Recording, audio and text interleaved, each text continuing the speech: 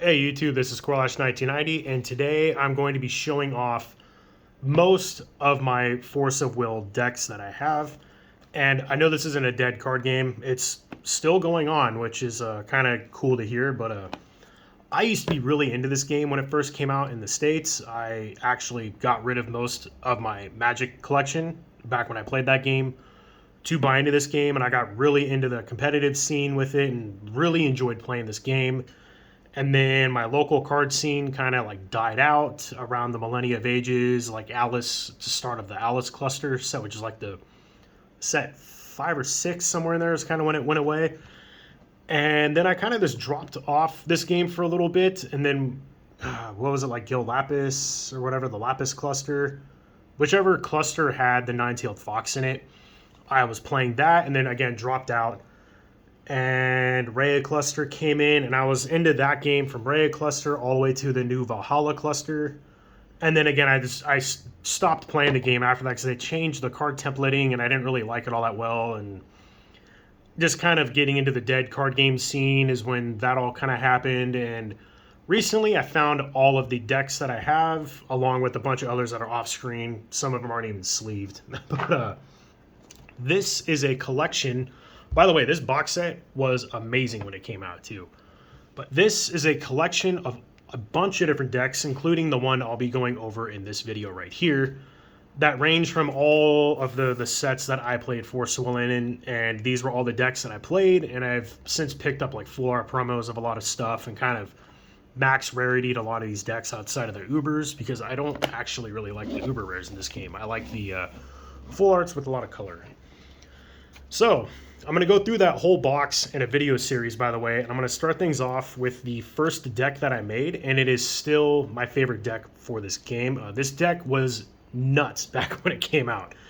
It's basically like a green darkness control deck, and you lock your opponent out with Necronomicon and Law of Silence, preventing them from like casting things, basically, and then slowly beating them down with the biggest monster creature thing that was in this game at the time.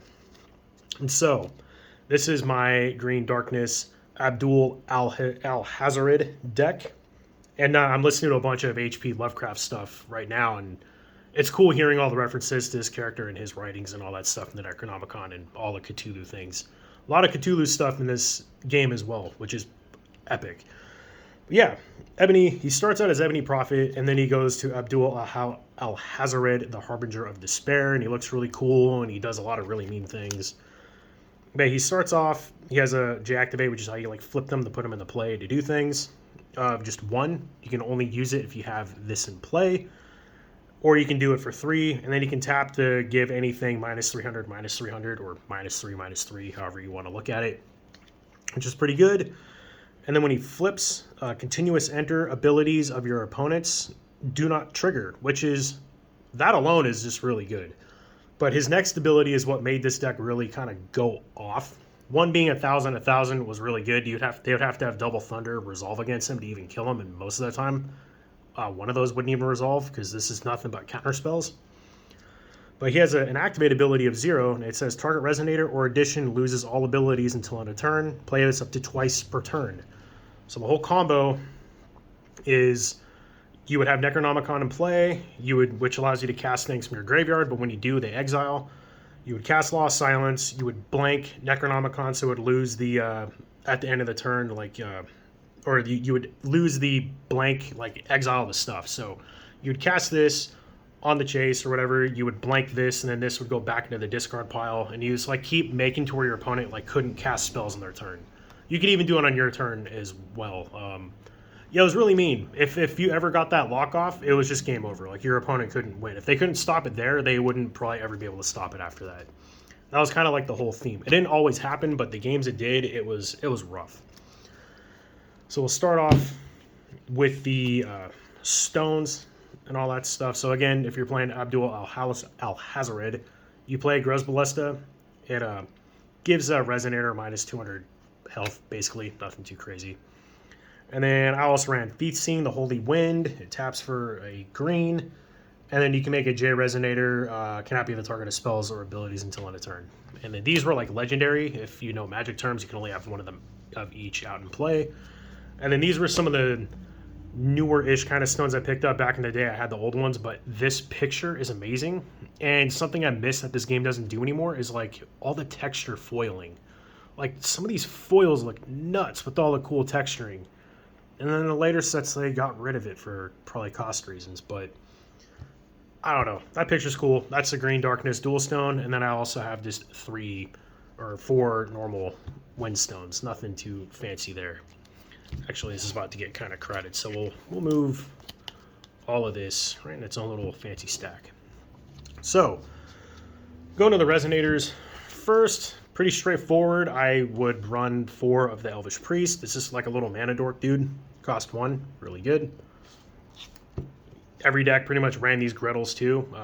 2 cost, 200, 200. When you play it, you reveal the top card of your stone deck. If it's a wind stone, you put it into play. Very good. Imagine like Rampant Growth, putting the land into play untapped, and also being a dude. Pretty good. Glinda the Fairy was also a very key card back in the day. It 2-drop 500, 500, which was good. And then you can banish this thing to cancel a normal spell, so a non-resonator spell, unless they pay 2.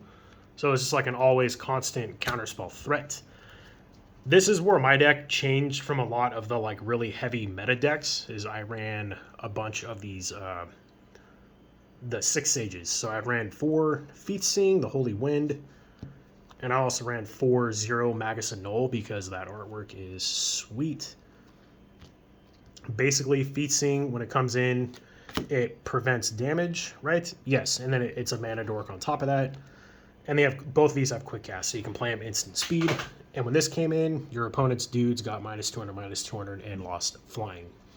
And then to round out the Resonators were probably the 2 best Resonators in the game at the time, which was Carmilla, the Queen of Vampires, which blows up non-vampires when you play it, and Mephistopheles, the Abyssal Tyrant.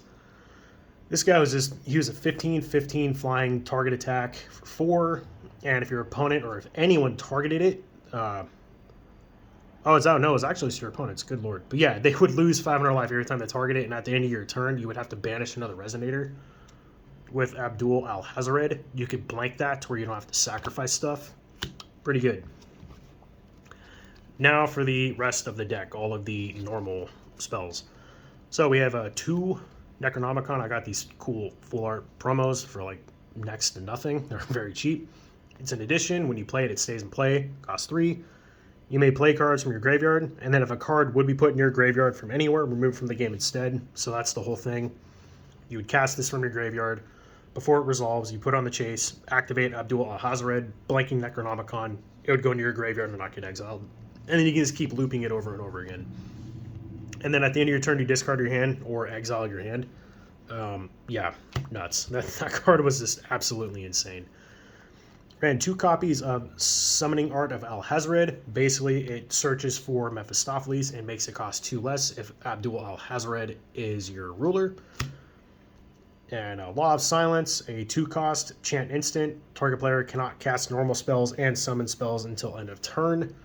And I believe in this game, your draw phase was first, then you would untap. So you could also just like stop people from playing stuff like instantly on their turn before they even get to untap. If they were to tap out everything, you could like do that in response and completely shut their whole game plan out. And then the best removal spell back in the day, which I have these cool full art ones too, is Stoning to Death. 2-cost, instant speed, just destroy a Resonator. Nothing really fancy there, just a very good efficient kill spell for back then. There's a lot better stuff now, but back in the day that card was a staple. As was this, and I think this card still to this day is probably pretty good, though I don't know like what the meta looks like. But it's Zeke's the Ancient Magic. It does a crap load of stuff. It's a big old wall of text, but basically you can shuffle your graveyard back into your deck, or you can cancel a summoned spell. Yes, that was basically what I did with this, right? It's a you can make stuff not the target of spells or abilities. You can cancel a summoned spell. Yeah, I would reshuffle my deck or protect Mephistopheles and then cancel a Resonator spell with that. That was pretty much all I ever did with that. And I never ran the ruler that makes you choose a bunch of the options. Let's get this out of the Glare Town. There we go. And then finally, to round the deck off, was Absolute Cake Zone. It was a 2-cost instant. You cancel a normal spell. So any non-resonator spell. This cancels it. And if you had Gretel in play, you draw a card. So almost like a cryptic command for 2. Yeah, this card was also insane and a staple in every Wind deck. And Wind, when the game first came out, was really, really good. It was borderline absolutely busted. Man, this artwork in this game was so cool. This was Moon Priestess Returns is when these came out, and that set was awesome. And I remember opening up a full art Cheshire Cat in my first box of that set, which was like a super rare like misprint chase card. Yeah, I still have that card to this day too. I never got rid of it. Kind of glad I actually kept all of my decks and everything. But yeah, this is my classic like Grim cluster deck that I pretty much smashed every local tournament with. I didn't win like every game, but I was pretty successful with this build. It went through a lot of iterations. For a while, I had Fire in here for purely just Thunder, and then Flames of the Outer World came out, and I was running it for that as well. But I found it was just more consistent with the green Darkness build. So anyway, thank you all for watching. Yeah, there's going to be a lot more. Like I said, I have a ton of videos. These are all Grim Cluster right here, and this is some of the new Valhalla stuff down here, especially one of my all-time favorite rulers, which is Lucifer, another really cool one. Or, you know, make this video longer than it needs to be. But yeah, look at this. Look at the artwork on that card. Ah, so good. Anyway, I'll probably do like one video a week and just kind of keep that going, see how it goes. I'll probably post this in the Force of Will Facebook group. So if you have any, if you're seeing this video from there, you know, please like and subscribe. I really appreciate it. And yeah, that's the deck tech. So I'll catch you guys next time.